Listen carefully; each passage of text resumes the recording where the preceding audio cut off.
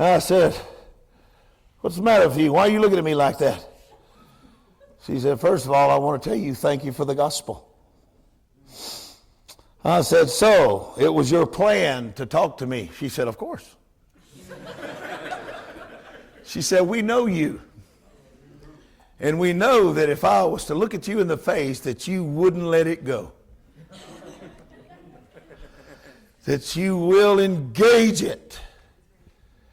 I said, fair enough. Tell me. She said, I used to be one of your most aggressive persecutors. 38 years ago, I fought the gospel. I hated the gospel. And we couldn't kill you. We couldn't stop you. All of us paid money to have you murdered, to have they cut our tires on our trucks. They knocked windows out. They put stuff down our gas tanks. They did every kind of thing you can think of to ruin our vehicles. Thinking that our gospel, like most Americans, was in some trinket. You don't stop the gospel because you stop my truck. You stop my method of convenience is all you've done. Did you hear what I said to you? Shakatababa. And so I said, fair enough. Well, you're in here with these Christians. You must have got born again somewhere along the trail. She said, when we figured out we couldn't beat you, we decided to join you. She says, I got born again. I was the first one in my family. And I got persecuted like we persecuted you. And it went on for 5 years. They almost killed me. But then they started getting saved. Now what's this? Now everybody in the family, she is now the matriarch. Now everybody in the family is saved. No one is left. Woo-hoo! Everybody. Several hundred people. Like I told you, a couple of good stock and you got it going. And I said, that's a great story, but why wouldn't you cut your gaze? She said, oh, that's not the story. I just wanted to bless you because I know you like to hear that. Well, I said, I do. My goodness, I took some good whoopings from y'all. She said, yeah, but we couldn't stop you. I said, I know, because God invited me. You hear the difference? When God invites you to the dance, dance. Do you hear me? It don't matter what people say and do. Let it roll off your back like water off a duck's back. Jesus is king. So, she said, now, one of the things that happened is the dead started being raised out there.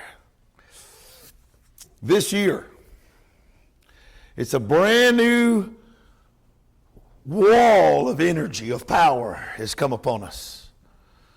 It's pretty dynamic. But I only want to tell you one of the stories, because I want to pray with you for this thing to come in this house. This house needs this. Yeah. And I said, talk to me, Grandma. She went, and boy, did she talk. I'm looking at the pastor.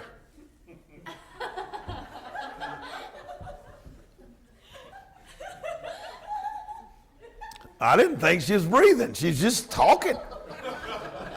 No, this woman is on fire. She's a little grandma about that big.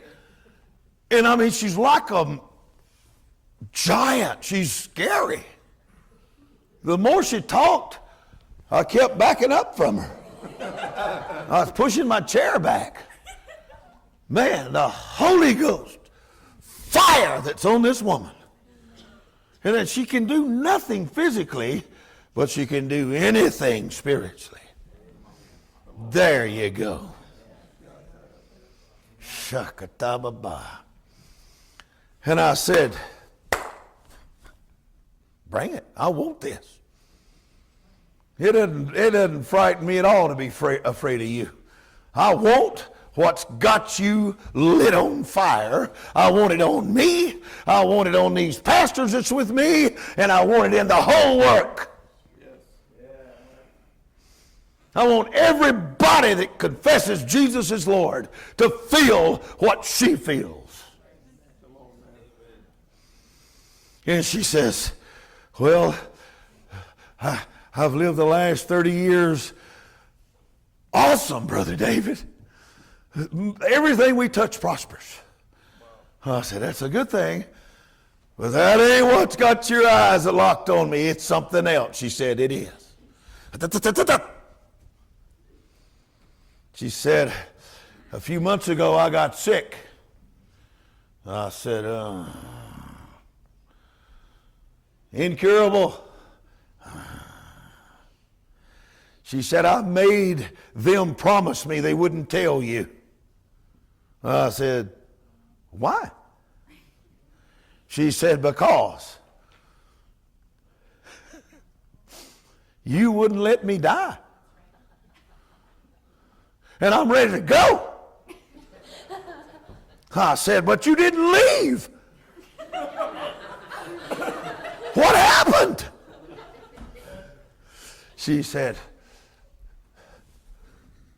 I got two sicknesses. One was incurable, then the second one came.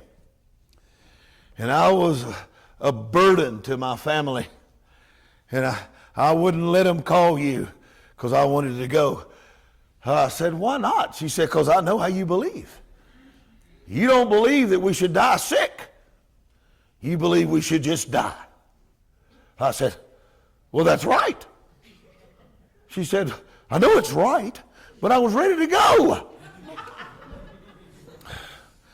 I said, you don't make sense to me, woman, and I'm not going to sit and argue with you.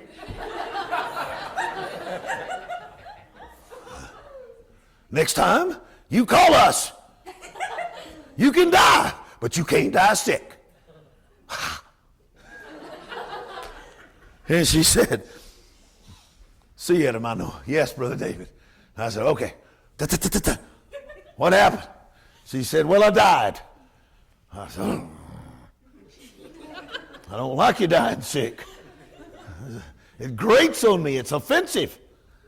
You hear me or not hear me? We live with it. You live with it. I live with it. But it don't make it right.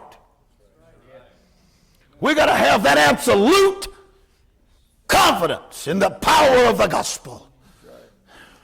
Now that's got to happen. You hear me? And so I said, well, see, I've been at it long enough to know you don't tap her hand. I died. Oh, pray, I'm so sorry, baby. Are you serious? No. I looked at her.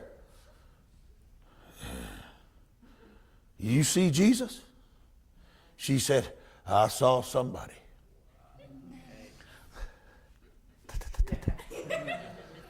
What did he look like? Here we go. This is the part you want. But I needed all those other details in place because of the absolute gospel has perimeters. It lets you run everything.